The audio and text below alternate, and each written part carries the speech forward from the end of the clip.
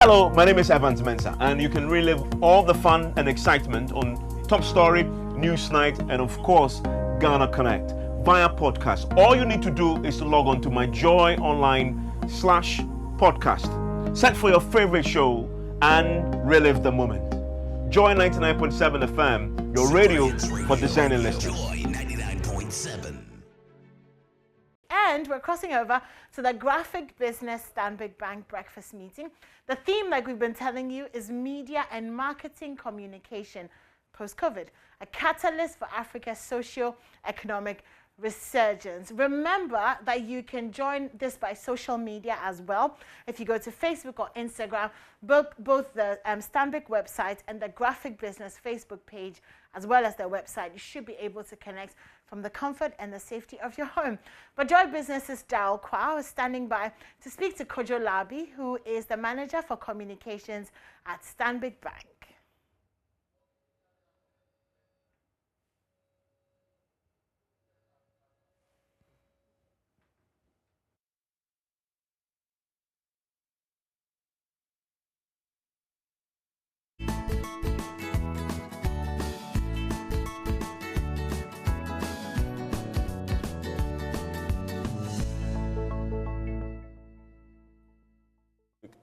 Very exciting to discuss. And so I want to ask why we chose that topic for this morning's discussion. Thank you very much, Darren. I guess the world has come to the big realization that COVID is here with us. Even as it's rolling on and we keep praying, it's affected many industries. I guess for the media, it's been a huge hit or punch. And which other way can the media survive going forward and then help our economies, Africa, Ghanaian economies, to get back onto their feet? We chose this topic because, like you said, it touches many people. And the media tends to help formulate or broadcast the messaging that can give us the right guidance on what to move into.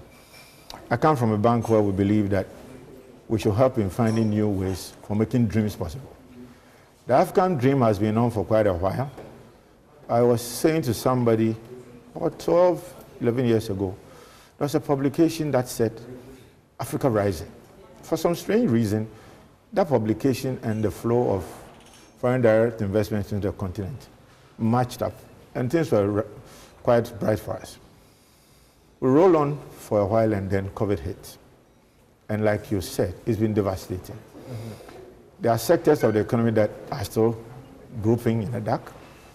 We are sure things will turn for the better. But before we get there, what can the media and communications industry help in pointing? What direction can they help to point at? I mean, the communications industry, the marketing industry would help frame the narrative. The media becomes a channel to broadcast that, to tell the world.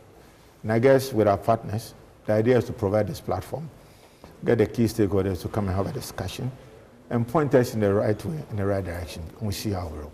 And it's important that we have a vibrant media post-COVID-19 so that I can get paid at least. That I can get paid at least. But for businesses like you, I just want to find out. I mean, during the time of the pandemic, you had to decide how to channel your information through the media to other people. There were so many considerations. Of course, you're also having to deal with the pandemic. And post-COVID-19, how is that changing in terms of what media house you select, how you even decide to channel your messages through, which media platforms you use as well? I get the brutal truth is that digitization has become the norm here. And there's no way that any media out there that intends to survive can avoid that the new norm of digitization. And I guess in our relationship with many of the media houses, it will become a key factor in determining what we do. Yes, you have old friends and old partnerships that will still roll along. But I guess the ones that have managed to roll with the tide, move into the virtual world, move into digitization, I think they are the way to go. Okay, I'm going to leave it here because you have to go. But I want you to tell me about the guest speaker for this morning's event. Yes, as I said earlier, stakeholders are key to this matter. So you can't leave out the political will and so on. So the Honorable Minister for Information, Mr. Kojo Nkrumah, will be our guest speaker. Sorry, I left out the honorable. Okay. Could you? I'm going to let you go, Head of Communications at Stanbic Bank. We are going to be following the discussion, and I'm sure there will be some insights as well that will help all of us, all the stakeholders, including the people we do business with, the banks, after the discussion today. So thank you very much. I'm going to be hanging out with Theophilus Hiate, who is editor of Graphic Business. We are in the same soup, so we can talk about the challenges the media has faced during this time of the pandemic. We're still dealing with it, though. I just want to get your perspective on how you think the media was impacted during the height of the pandemic. Okay. So, during the height of the pandemic, for newspapers, it became a problem. It became a problem because readers were home. I mean, there was partial lockdown, so readers were home, and also getting them to buy the copies was a problem. Fortunately for us, I would say Graphic Communications Group, fortunately for us, we were migrating into digital newspapers and into the online space. So that was a blessing in disguise, because then it hastened the process, because now we didn't have a choice but to now ensure that we direct our readers and our audience to that space. But it wasn't easy. I mean, I must admit that our sales and our advertising revenue dropped a bit. It took about 6 months down the line before we were able to recover. When businesses started picking up, then we started also feeling it. Because when, our business, when businesses are doing well, then automatically there's a certain positive correlation. But if they are not doing well, then it impacts us also negatively. So basically that is how. And I'm sure for the radio stations and for the TV stations too, the story may not be entirely different from ours. I tend to believe so, because businesses were not, people were working from home, certain businesses, you take the hospitality industry, for instance, nothing was really happening. So all that business from that sector was lost. So it affected all of us. And if you are not careful, you go under and you might not be able to recover. I want to hear about the newspaper business post-COVID-19. Okay. You talk about digitalization, the fact that people are moving to digital channels to consume information. Yeah. How do you think this newspaper business will fare post the pandemic? Will we still be having the hard copies to read? As for the hard copies, I can assure you that they will not go anywhere. They have come to stay, and they will stay. And the reason is simple, because it serves as a validation platform for others. So people read online, people read in the e-newspapers and all that, but yet they want to feel the hard copy. One, I think, is a behavioral thing, and also, because also for the digital, at a point it becomes transient. So let's say you have the digital newspaper there. After a week or two, recovery, it becomes a bit more difficult compared to the hard copy. If you have the hard copy, you have it there. If you go to walking into any public library, if you are looking for a certain copy, you will find it. So it will rub off each other in a positive way, because there will be that migration. So people read the you wake up in the morning, the first thing you do is that you go to your phone, you read, you watch.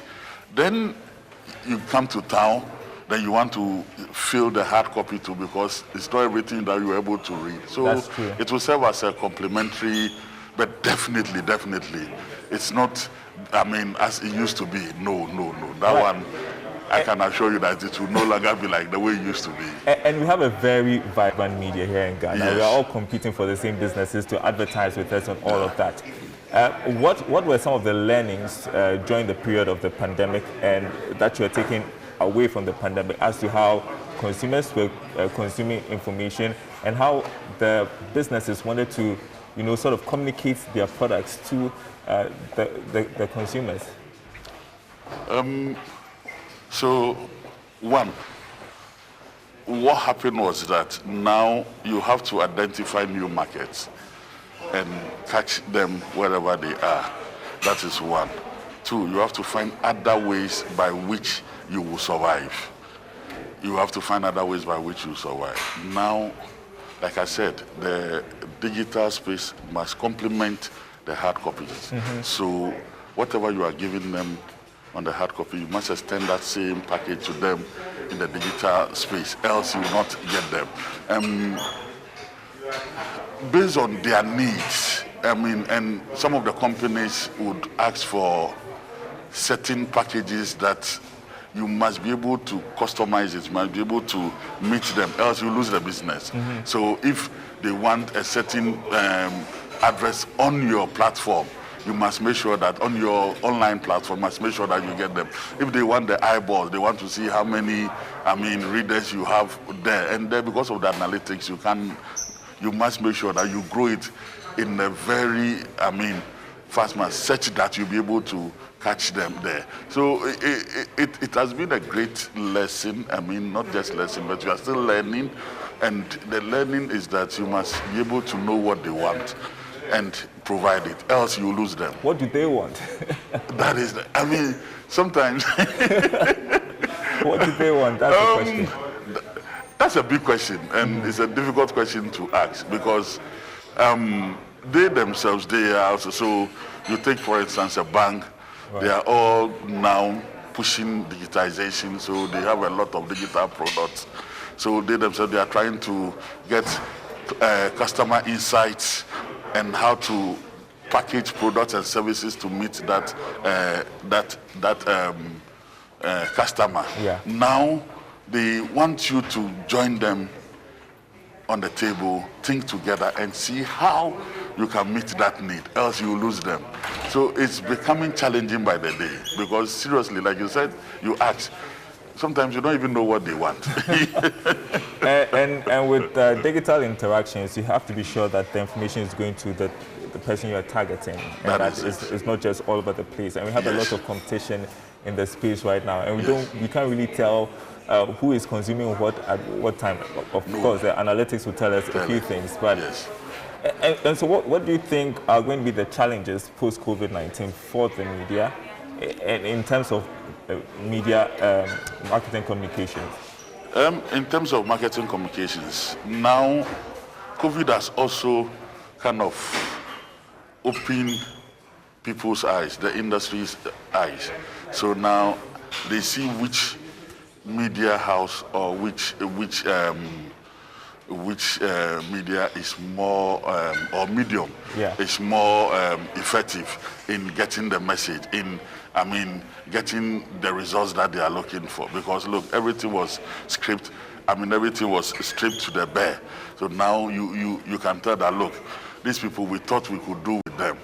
But post-COVID, we realized that, during the COVID, we realized that really we didn't need them. So now let's do away with them. Or, okay, now we realize that when you use this platform, it gets you the results that you need. So now this is where our focus will be. We'll spend more, we'll direct more of our advertising spend here rather than there. So it has become a reality check, kind of. And now post-COVID, you have to remodel, you have to look at your business model again. And you have to think about whether or not to lay off staff. Because truly, I'm coming to that. It also brought that realization that apparently you don't need 10 people, 2 people can do the job, or 3 people can do the job. So the rest, please. I'm sure my colleagues wouldn't be excited listening to you say this, but it's very important because even now people are expected to work from home sometimes and don't necessarily have to come to the office. So that's true. That's true. And so not just from the human resource perspective, but even for achieving, for marketing, for chasing businesses and all that, you can now tell what is important and really what is not important. That's how I'll put it. Okay, and what's interesting is that we are linking this to Africa's socio-economic resurgence. So we are not making it just a conversation about Ghana, but the continent as a whole. And why not? We are becoming one by virtue of the Continental Free Trade Agreement. Everything is, intra-African now. Tell me about what you hope to accomplish by expanding this conversation. We are, because one of the things COVID has done is to let us see how small. We used to say that, it's a small global village and all that, but really, we have got to the point where you can really tell that it is really, really, really, really that small, thanks to IT, thanks to digitization. So now, if you're a business, you are not looking at just Ghana, you are looking at the sub-region, you are looking at the continent, you are looking at getting, business from all over the place. And that is why the conversation is not just about Ghana. But look, if you are a marketing communications person, you are a business. In terms of how do you market, how do you communicate, how do you send your message across the continent, I believe that this is the best opportunity for you to learn something. And that is why we are not just restricting it to Ghana, but because we believe that we want to serve as the catalyst. We want to show how marketing communication can help in bringing the resurgence in the businesses that went down during COVID, not just in Ghana, but across. And I will also add this, is that now, even Ghanaian market has become very small. We were just discussing it. It has become very small. So you have to look at Sierra Leone, you have to look at Liberia, you have to look at Congo, you have to look at all these places that opportunities exist. Else you will die. Very soon, I'm going to be handing over to my colleague George, who is in the main auditorium for the start of the graphic business Stanbic Bank breakfast meeting. But I just want you to lead us through the speakers that are coming this morning and what issues they are going to be addressing. Okay, so we have 3 panelists. Like we said earlier, our Honorable Minister, Mr. Kojo Upon Nkrumah, is here with us, the Information Minister. He will give the keynote address. We have the board chairman of Graphic Communications Group, who is also the founder of the Media Foundation for West Africa. Okay. He's going to speak on the social cohesion and the people's factor in the media. He's an authority when it comes to media.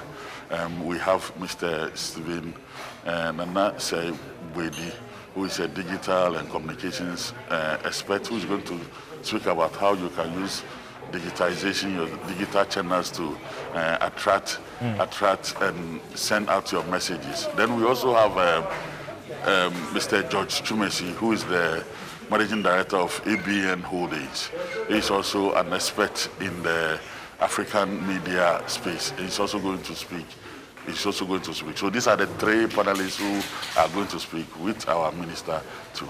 So I believe that we are going to have a very interesting session, interesting conversation, and it will be not just interesting, but very fruitful and productive. Okay, I'm told that we have some more minutes to talk about this before we hand over to George Yafe. Okay. So tell us about the people who you are gathering and what impact you hope to make and your expectations afterwards. Okay, so we have gathered people from all sectors of the economy. We have brought in policymakers, we have brought in political leaders, we have brought in business leaders, captains of industry, we have brought in people from the academia. We believe that you need a certain mass to have certain critical conversations. So all these people we've invited really are coming to add to the discussion, and they are also going to share their experiences. I think it's interesting that you mentioned that you are bringing in policymakers. Yes. So, how can policy help the media survive our post-COVID-19, do you think? And when you talk about policy, do you have any idea what sort of policies can help at this point? One of the things that can support the media now is that you need a strong media.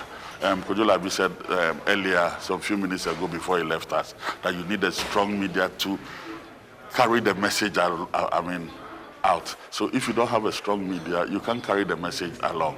You can't carry the message out. Mm-hmm. And one of the things that happened to the media, we were just talking about the businesses, that most businesses suffered, including the media.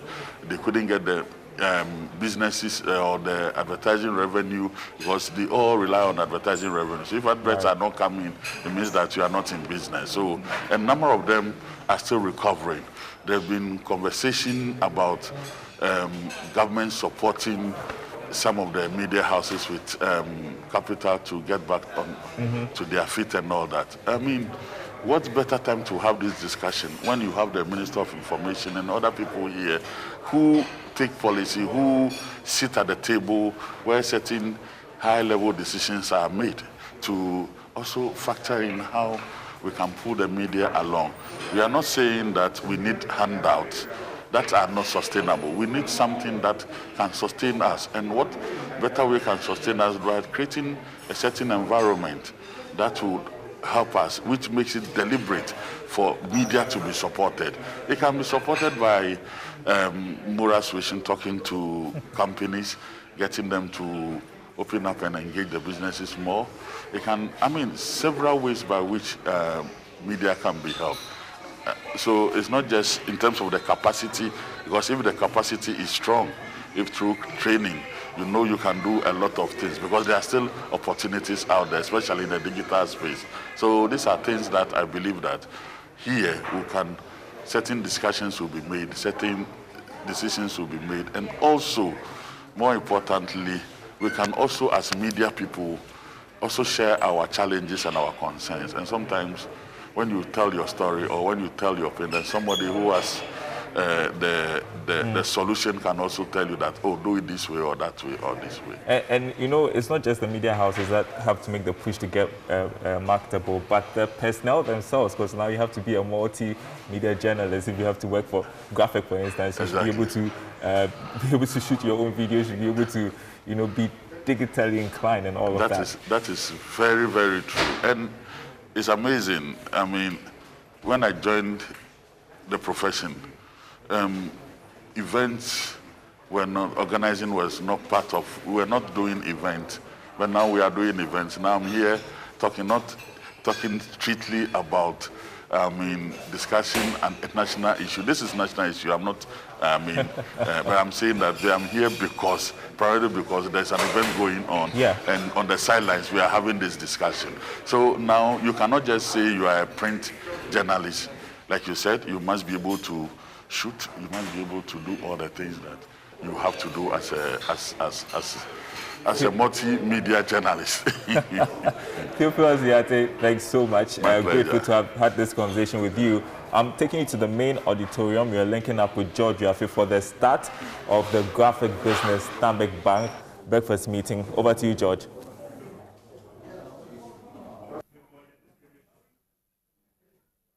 Good morning, distinguished ladies and gentlemen. All too soon, time is up for us to start a graphic Stanbic breakfast meeting. And often we've had programs, we've had discussions where we've focused on other sectors of the economy and other areas that have been hit badly by COVID-19. But this morning we are talking about the media, talking about marketing and communication, and how COVID would change everything going forward. What about media revenues? What about advertising? What form would the adverts take? What form would communication take? Social media is doing wonders, and how that is impacting on the media budget. And what has been our plan in terms of media increment? Don't miss out. Traditional media versus the new media. And that is why this morning Graphic and Stanbic believes that it is worth having a discussion on this and as you look at the way forward. So without wasting much time, I'd like to call on Theophilus Yate to give us the opening prayer. And just by way of introduction, my name is George Yafe. I'll be your MC for this morning. Theophilus, if you're around, we are ready for you for the opening prayer. Let's show some love for him, please.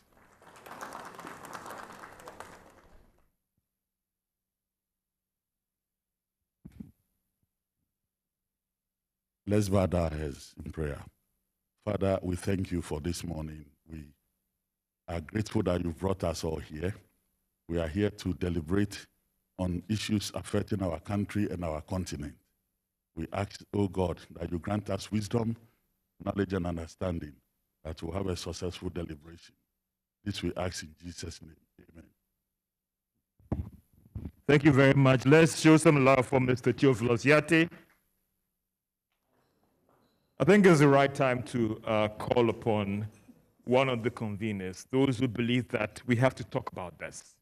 Ladies and gentlemen, let's welcome the Managing Director of Graphic Communications Group, Mr. Atuafo. A round of applause for him.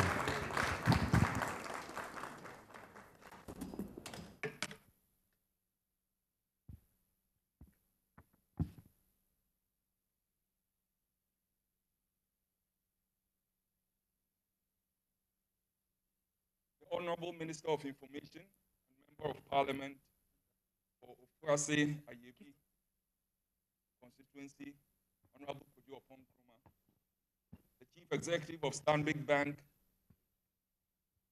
Amina Asubinin, the Chairman of the National Media Commission, Yabedu Ayeboafo, the Board Chairman of the Graphic Communications Group Limited, Professor Kwame Karkari, the President of the Ghana Journalists Association, Rafael Moni,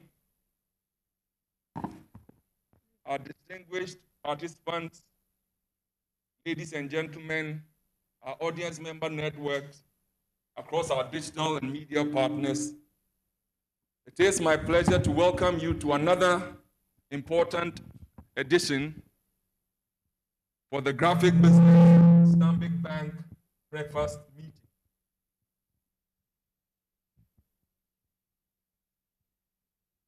Ladies and gentlemen, the topic for this morning is Media and Marketing Communications Post-COVID, a catalyst for Africa's socio-economic resurgence. It is estimated that Ghana lost close to $2 billion to COVID-19. COVID has impacted our lives, social and economic wellness in Africa and across the globe. In Ghana, according to the Finance Minister, Honorable Ken Ofori-Atta, the economy lost close to $2 billion in revenue to the pandemic due to the impact on various revenue-generating sectors of the economy from where taxes accrue to the state. The hospitality industry, for example, saw its net occupancy drop from 70% to 20% in a short space of time. The aviation industry has equally been hard hit. The media and marketing communications industry also experienced its fair share in revenue dips. And at the height of the first wave of the pandemic and during the post-lockdown period, the newspaper sales in our subsector literally dwindled and advertising and sponsorship revenues for the industry plummeted. The print, packaging, events and related industry and their broader ecosystem equally suffered. Each subsector will have its own litany of woes.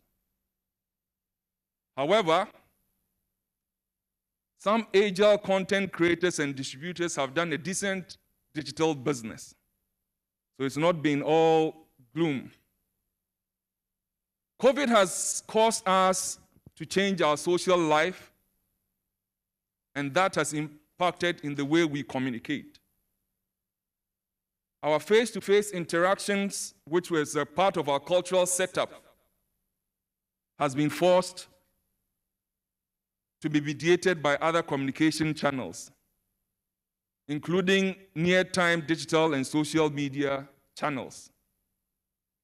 We have witnessed a rapid disruption in an already evolving phenomenon. And I believe that Ghana's case generally reflects the wider African situation.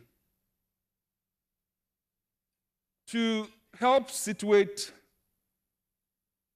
what the role of the media and marketing communication is and how critically important it is, I'd want to give us an indication of some of the subsectors that this broad umbrella is looking at. Film, including television and video, radio and audio, print communication, out of home, billboards and hoardings, PR, digital and interactive, integrated campaigns, brand identity and collateral design, motion graphics and digital graphic design, publication design, including print and packaging, live communications, experiential events, concerts, and also design communication. All these subsectors that come under the broader media and marketing comms umbrella have experienced some disruptions. But where do we go from here is the question, and what it is that we can do.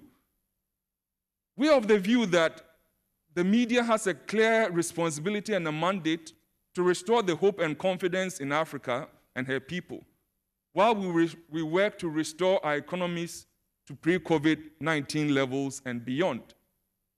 When you build strong brands and communicate around those strong brands, even in terms of depressed economies, they would come back bigger and stronger. And I believe the experts that we've assembled would speak further to some of these highlights that I am making.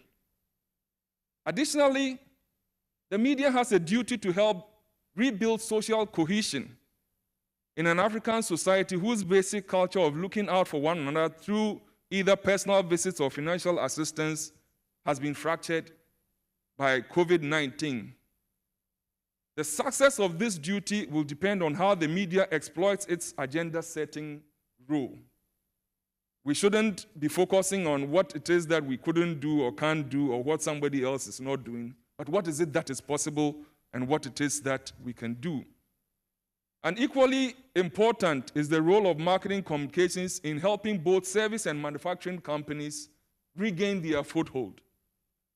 As we work ourselves up and develop products and services, we require creative marketing communications that is relevant, engaging, and disruptive enough to attract the attention of our audience, member networks, and taste segments who are scattered across channels. There is definitely some advantage in the disruptive effect of COVID-19. And we also believe that when the media and marketing communication subsectors get it right, it will help change attitudes around personal hygiene, including public health care and wellness, restore public and consumer confidence, restore the place of brands in our lives, enable brand marketers and companies to sell more products and services that result in higher revenues, more employment, out of which higher taxes can accrue from consistent income streams, and further restore hope to the people to ease social tension and foster cohesion on the African continent. Distinguished guests, we've assembled experts in media and marketing communications to help us find how to make the most of the African post-COVID-19 situation and turn it to our advantage. What takeouts are we potentially seeking? One, to encourage governments to work with industry to enable consistent policy and regulations that enable the media and marketing communications industries. This will drive the industry to provide the connectivity needed to sustain jobs, energize economies as we recover from the pandemic. Two, promote creativity as a business resource and maintain high levels of creativity that transcend borders. And in our instance, the marketing associations and the advertising industries led by the Chartered Institute of Marketing, CIMG, the Advertising Association of Ghana, could be at the forefront of this work. When you do great work, it transcends boundaries. We've seen over the years brands importing creative that were developed out of South Africa, out of London, out of New York. Why not us exporting work that is done here, that transcends boundaries, that is great work, that will go beyond the shores of this continent? Thirdly, make the media an attractive content partner that promotes hope and opportunity for the Africa Rising ambition that is enabled by the African Continental Free Trade Agreement, AFTA. And fourthly, converge the fragmented market players, analog and digital channels, around a strategic business partnership that are attractive to investment vehicles, and that ultimately would become scalable and of a higher salience value. I am confident that you'll find your time with us worthwhile. And once again, on this note, I welcome you all and thank you for taking time to join this program. Thank you. Distinguished ladies and gentlemen, we can do better for the Managing Director of Graphic Communication Group. And he said it all from A to Z when it comes to marketing, communications, and the media. Distinguished ladies and gentlemen, we cannot have this discussion without having the Information Minister also grace this occasion. One of our own, but he's now up there. Distinguished ladies and gentlemen, let's welcome the Information Minister, Kojo Nkrumah, to give us the welcome address for this program.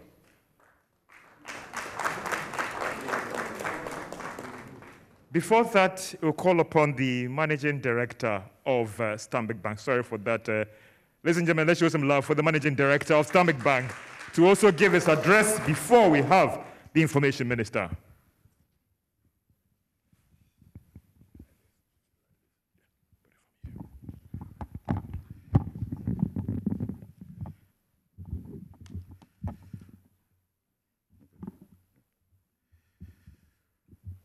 The Honorable Minister of Information and Member of Parliament, Mr. Kojo Nkrumah, the Managing Director of the Graphic Communications Group, Mr. Atuafo, the Chairman of the Board of the Graphic Communications Group, Professor Kwame Karikari, distinguished panelists, guests both here physically and virtually around the world, the media, invited guests, ladies and gentlemen. The Graphic Business Stanbic Bank Breakfast Meeting has become a platform for critical deliberations on issues that border on national development. In line with our bank's purpose of driving Ghana's growth, we are proud of what this platform has become. Once again, we are here to discuss one of the most important pillars of today's society and how we can harness its power and influence to grow our country and this continent. Today's topic, media and marketing communication post-COVID, a catalyst for Africa's social-economic resurgence, brings into sharp perspective the role the media and marketing communication industry could play in Ghana's economic recovery process. Evidently, the COVID-19 crisis has dealt a major blow to the world economy and plunged it into a deep economic crisis. The media and marketing industry has also suffered great disruptions, accelerated by technology and the proliferation of mobile phones. This simple and yet complex tool provides a platform for innovation, and therefore, small agile teams can access computing power and capabilities that were previously the preserve of well-funded industry giants. This has challenged the structure of the industry and society as we know it, prompting players from across the media ecosystems to adapt and to remain relevant. I can understand how these giant media houses feel, as banks are also having their fair share of disruptions caused by fintechs and Momo. The COVID-19 pandemic has demonstrated how the spread of misinformation, amplified on social media and other digital platforms, is proven to be as much of a threat to global public health as the virus itself.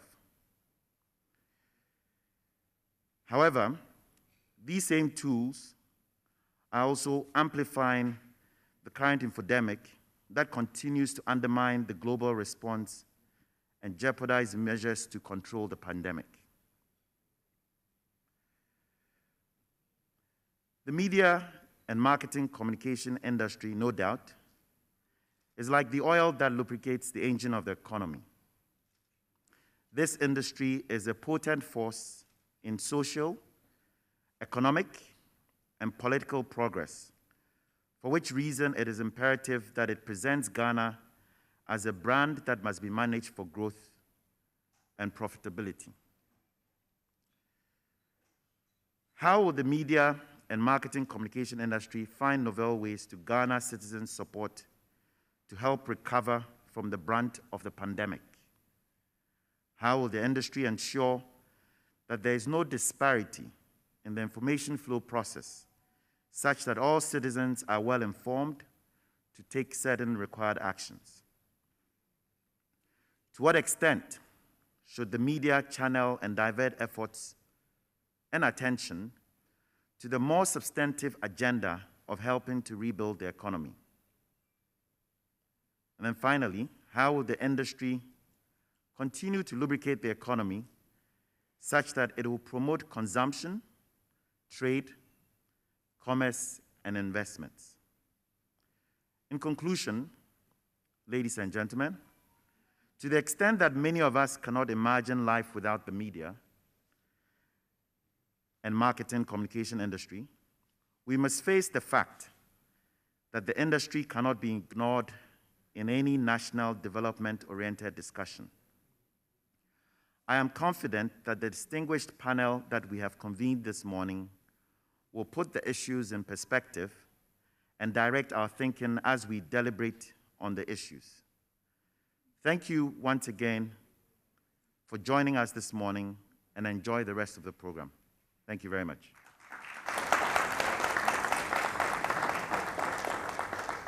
And thank you so much for that comment coming from the managing director of Stanbic Bank. They believe in the media, I believe that, and that is why all these years they've been with Graphic in putting together this program. Apologies for that earlier mix-up. And we would have a rep from the Association of Ghana, Association of Advertising, giving us an industry comment before we had the information minister setting the tone for the discussion. So, Bright Lajipo, if you are here, please let's welcome. He's a rep from the advertising industry and how they are shaping up for the new world post-COVID.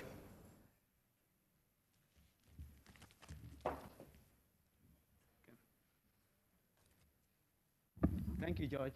How is it going?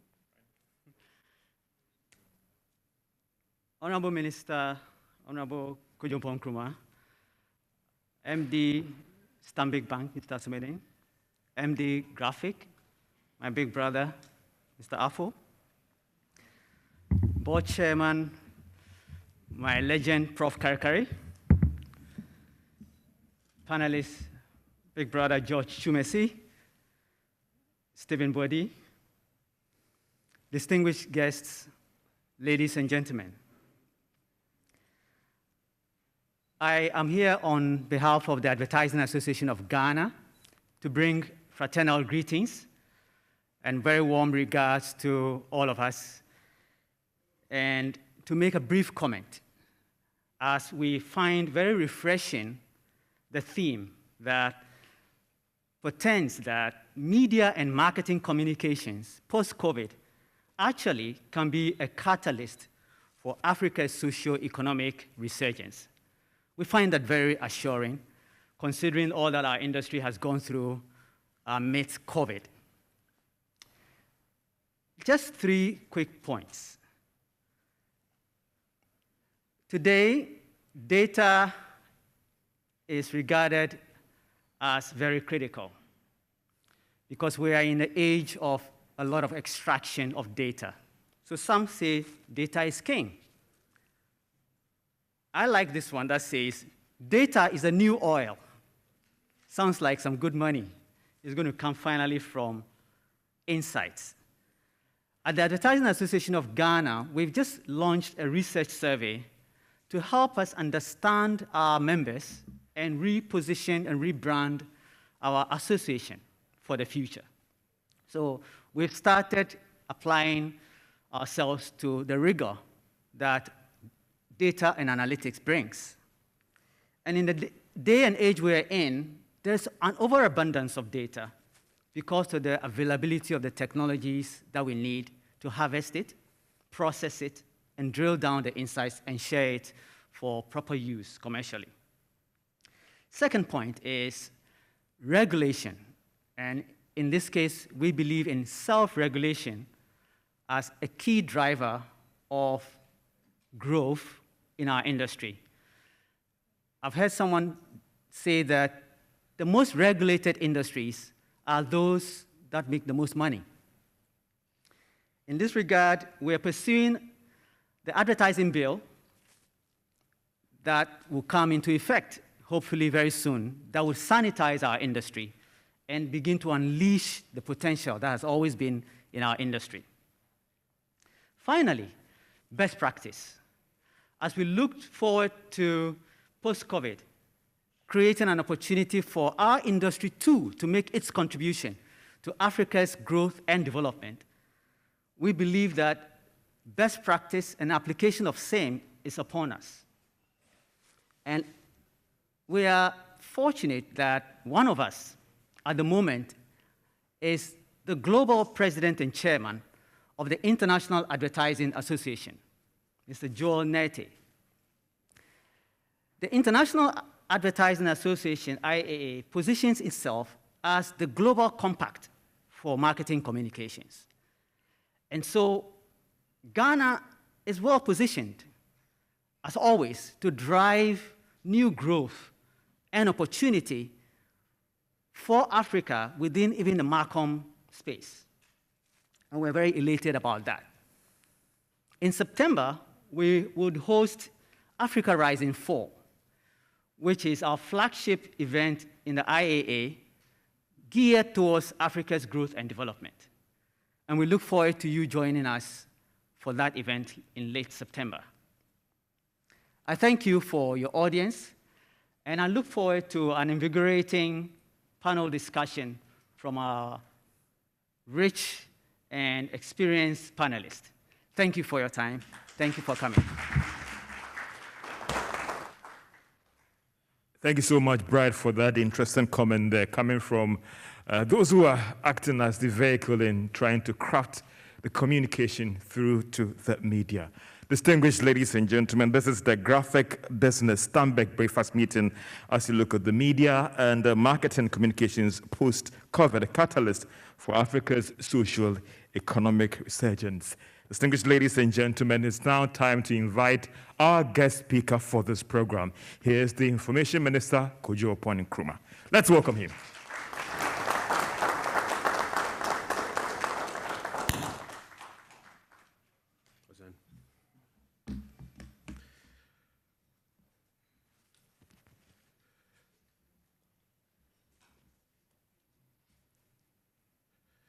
Distinguished guests, ladies and gentlemen, good morning.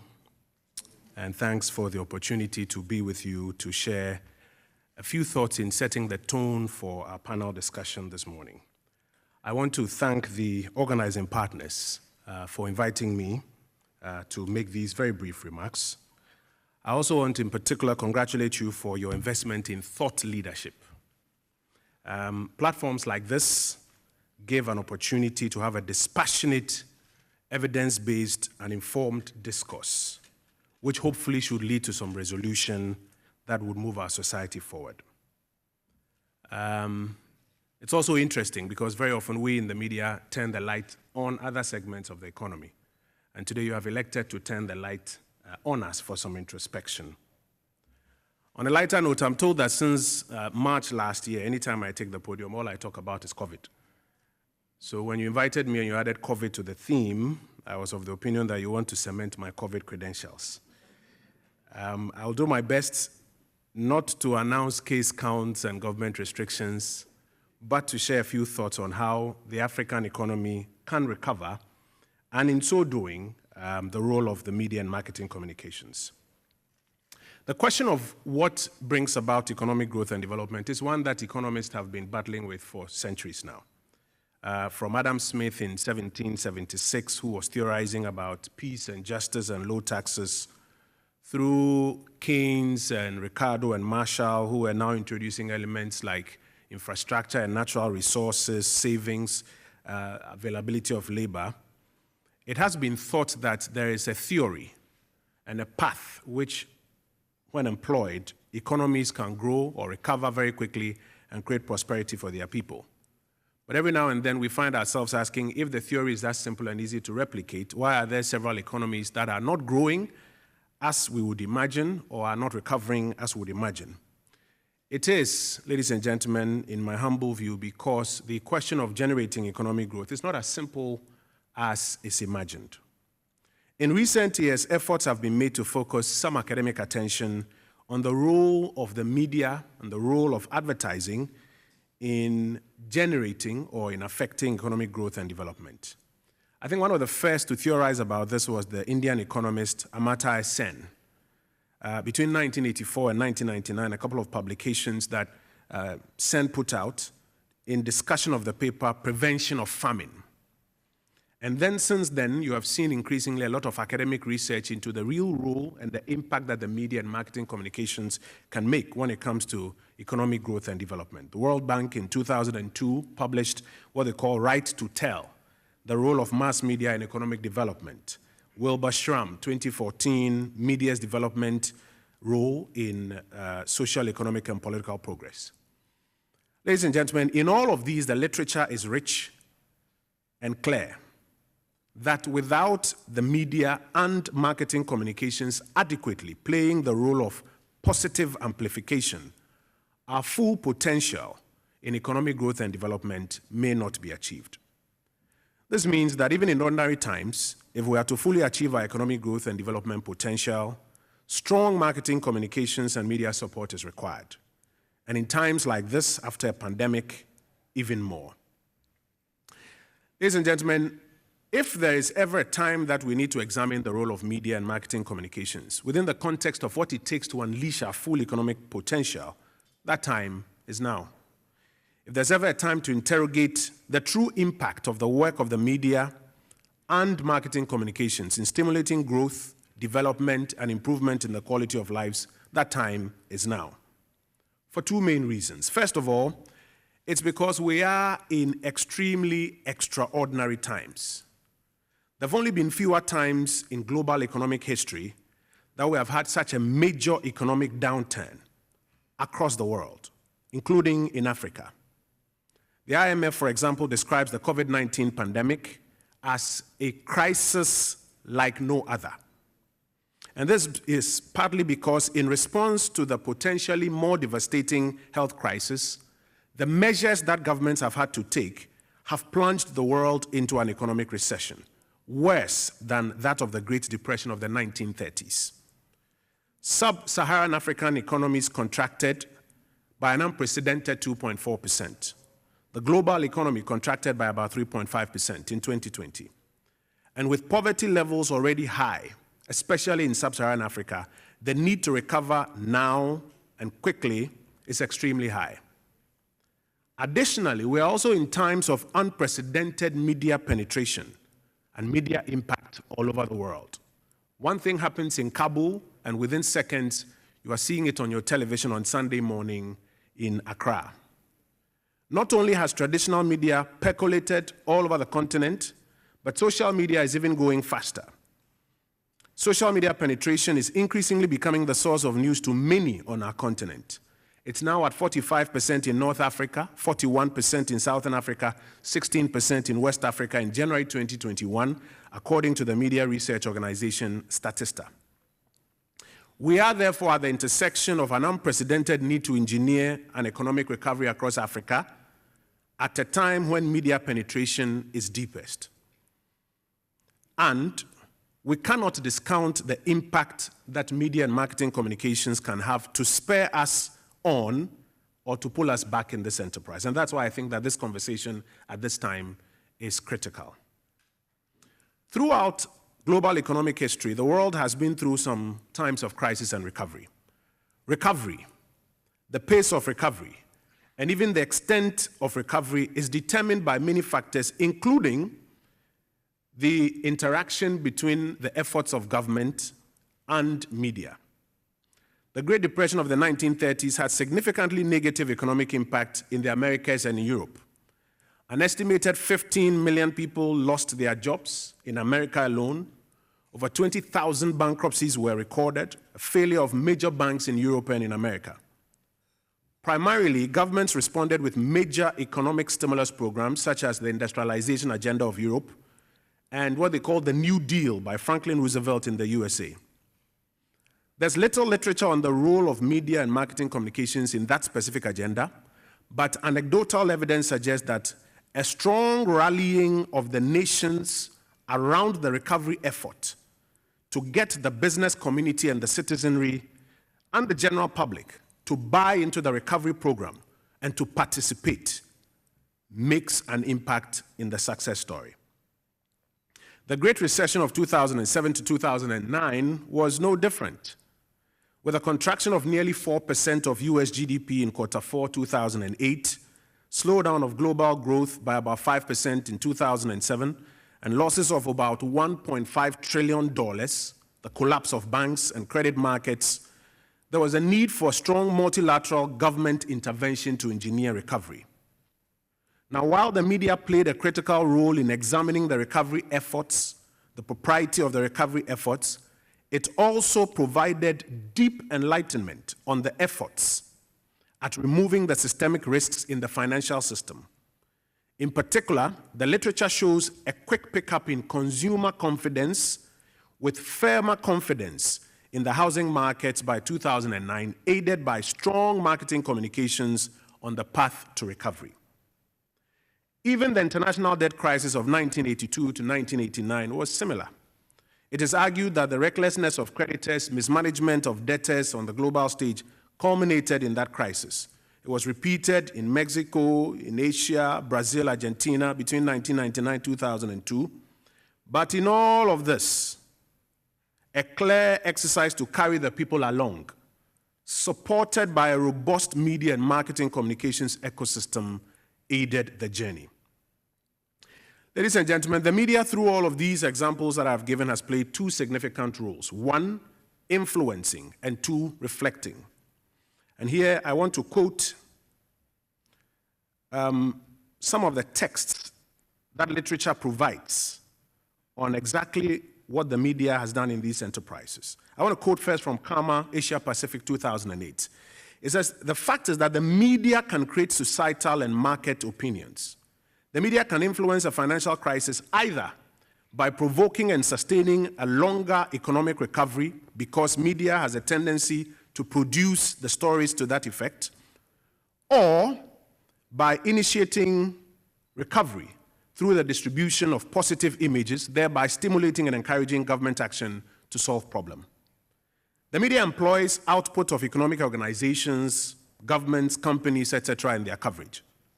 How we report the aims, the strategies, the evaluation, the outcomes, they can fuel or they can distort the picture of and for the general public. And in return, it can become the new stimulus of how the economic actors, the general public, and even governments further act in this recovery cycle. For any set of interventions to be successful, it has been observed, it must gain the goodwill and the support of the people. And the key value drivers, such as business and citizens, will only support these recovery policies if they understand it, and understand it especially through credible media. This means policymakers must adopt broad-based, proactive, robust, nuanced, and repetitive marketing communication strategies to get everybody on board these recovery programs. But it also means that media must reflect these realities to the people and complement these efforts by helping the effort to rebuild genuinely, highlighting the shared responsibilities in rebuilding and the common benefits when we successfully rebuild. This is what the history of recoveries tell us, And the theory, I dare say, will not change. The COVID-19 pandemic has no doubt brought twin crises to the world. First, the health crisis, which threatens lives, and second, the economic crisis, which threatens livelihoods. I recall from the very first night when we recorded our cases here in Ghana. Throughout the journey that we have traveled in containing the health crisis, I believe Ghana has done fairly well. But this has been based on two major things. One, the strong health-based interventions anchored on testing, tracing, and treating. And two, the support of media and marketing relations.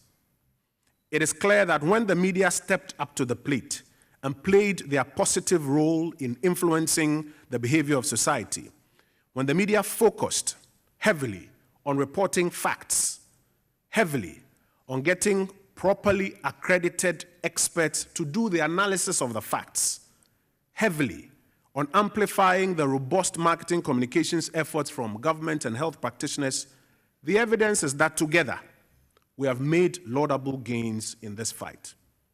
And this is exactly what we'll need in the second crisis, the economic crisis. Like has always been done, governments, like in Ghana and across Africa, will roll out their intervention programs. But once again, we will need strong marketing, communications, and media complement to succeed. The state efforts include vaccination in the midst of a global vaccine supply chain shortage.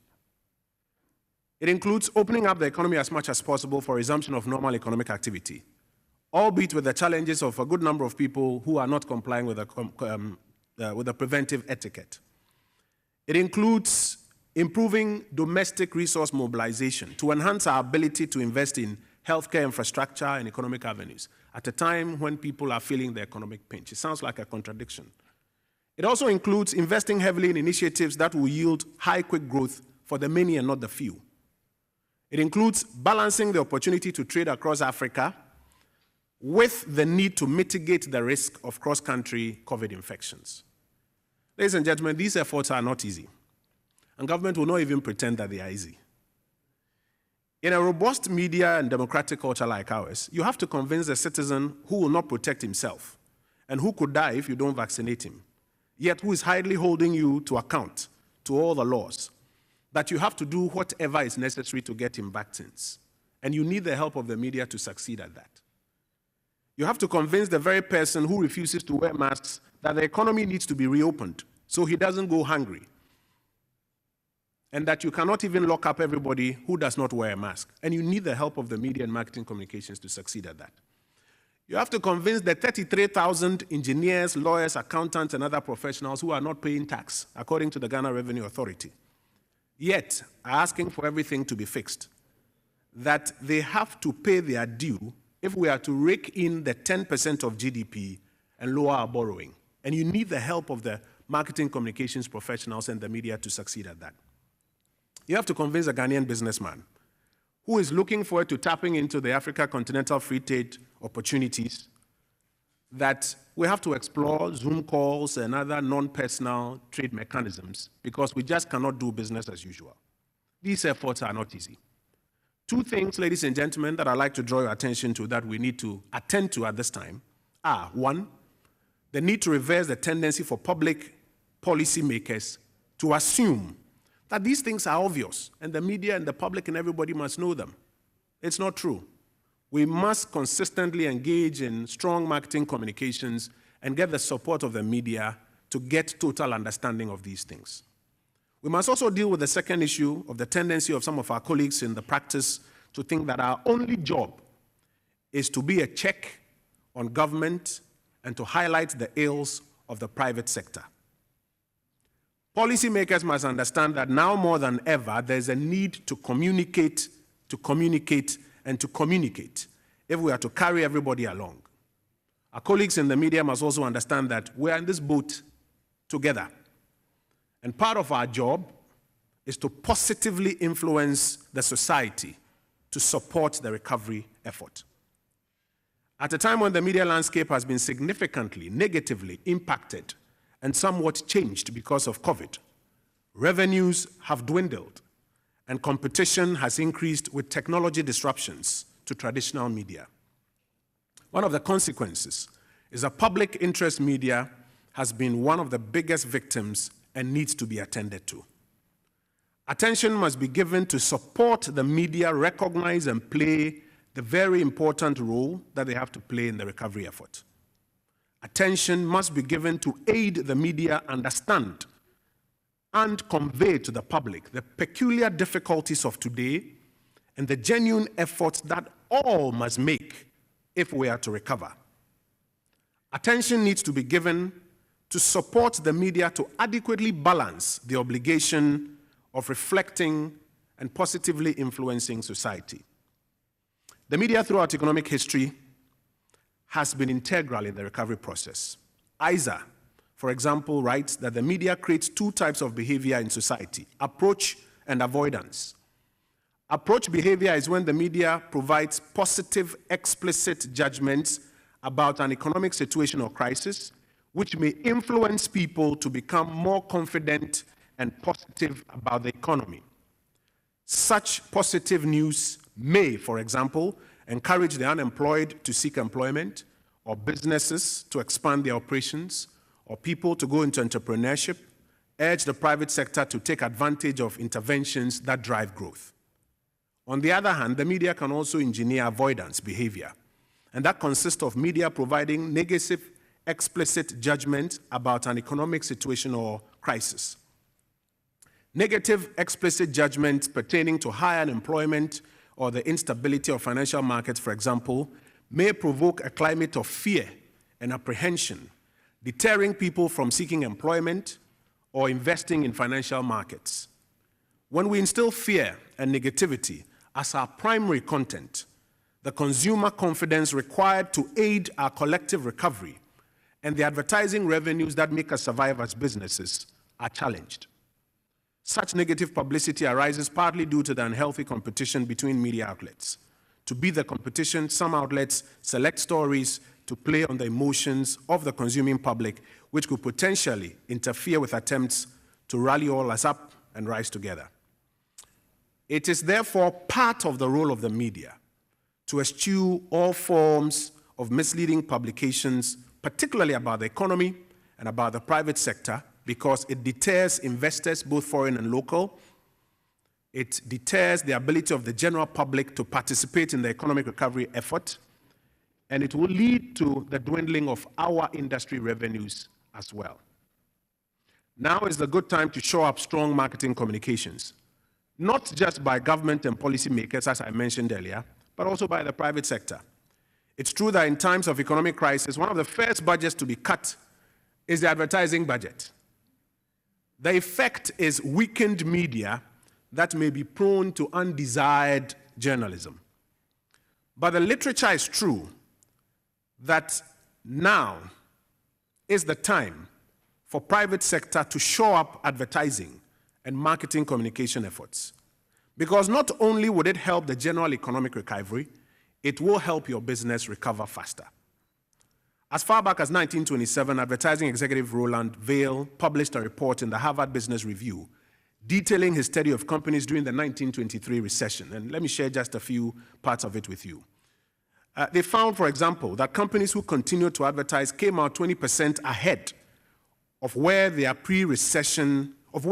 pre-recession, while those who reduced advertising ended up 7% below their pre-recession levels. So, to the major brands out there, the theory is counterproductive, that these are the times, rather, that you should show up your advertising and marketing communications. And I believe that our colleagues in the media will applaud you if you do that for them.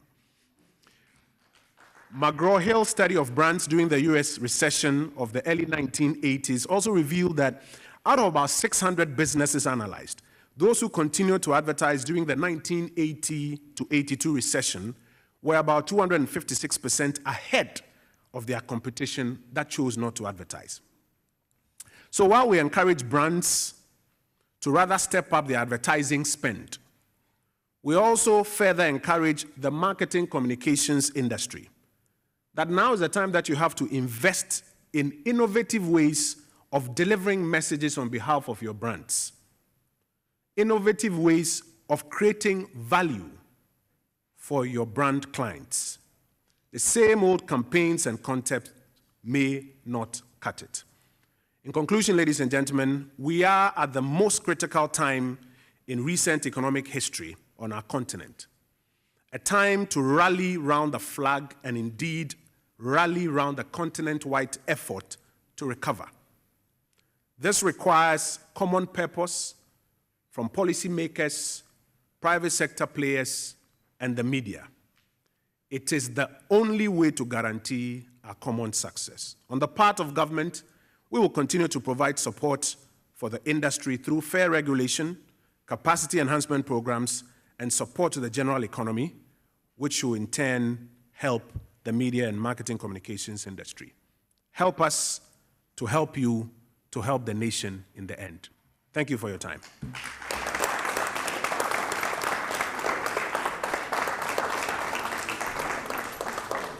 Thank you so much, Information Minister Kojo Oppong Nkrumah. I think we can do better than that.